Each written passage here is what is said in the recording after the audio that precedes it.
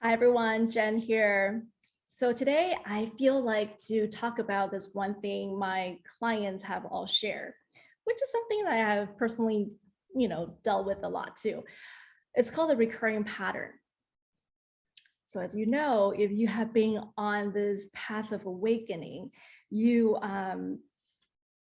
you see your patterns with keen observation, and you have worked on yourself for many years, and you have really grinding hard and trying to get rid of it, right? So it's not in your presence. Like, I don't want to be a perfectionist anymore. I don't want to rely on people's validation anymore.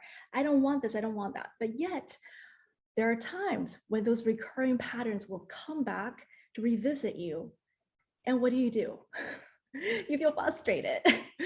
And one thing I would love for you to know is if you're dealing with recurring patterns as well, one thing is you are never alone. This is a collective processing we're all going through. Besides, it's not your fault, when you see those patterns in your presence coming back over and over again that you don't seem to have power over it. It's not your fault because these patterns were formed or have been formed generationally. It's been carrying down from many, many, many generations. And it's in our genes, it's in our DNAs, and a lot of remembrance of pain, suffering. That is the reason why we're doing the work that we're doing, to allow these imprisonment of suffering to be let go of. So number one, you're not alone. Number two, and I want to use this analogy, but it's kind of weird. So I told my clients, well, when you're dealing with recurring patterns, think of it as, imagine you are popping a pimple on your nose, and you have that experience, right? I hope you do, or else I feel a little bit silly here. You don't just pop it just because you feel the bump on your nose. You wait till the firm white head is right there. It's ready, it's ripe for you to release it. And it is sort of similar to we're dealing with the recurring patterns. So you've been watching the accumulation of this pattern over the years or over a certain period of time. And you feel like, how come it's still here? Can I just get rid of it? Yes, you could, but I would but I would invite you to see from a little bit of a different perspective, which is whenever there's a recurring pattern happening, such as I'm not feeling good enough. That's a feeling, that's an emotional pattern. I don't feel like I'm being supported. I feel lonely. I don't feel like I can trust other people, not even myself. I mean, all those patterns are here for you to get intimate.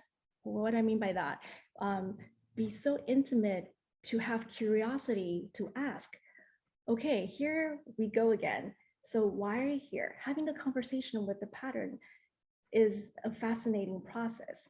So personally, I would ask, so what I'm here to learn is, and you allow your self to just go silent for a while and put your hand on your heart.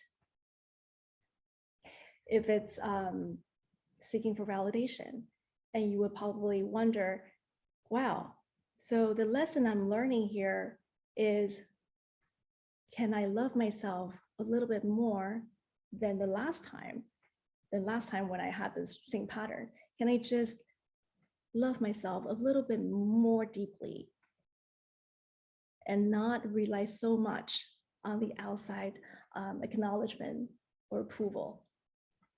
And when you see the lesson learned is ready to be released, to be metabolized, because it has already served the purpose of being seen by you in this particular moment in time. I hope that makes sense, right? So when you learn a lesson, then it's ripe and ready for you to pop it. Yeah, so anyway, I hope this makes sense for you. If you're dealing with recurring patterns, since we are all here on this journey together, knowing that you're not alone and using this power of patience, it's going to give you a lot of strength when you're building the self-compassion muscle. The more we're compassionate with ourselves, not trying to fix our patterns, not trying to push them away, not trying to eliminate in any way, we allow, the existence to show itself, because they have the right to exist. Anything that presents in front of you has the right to exist. And once we learn from whatever they're trying to teach us, the peace is here. All right, so this is the message for today. I hope it served. And if you feel like you are a highly sensitive being, I would love to support you.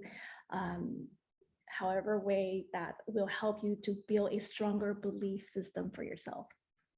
And I am looking forward to connect with you soon. I'll talk to you soon. Bye, guys.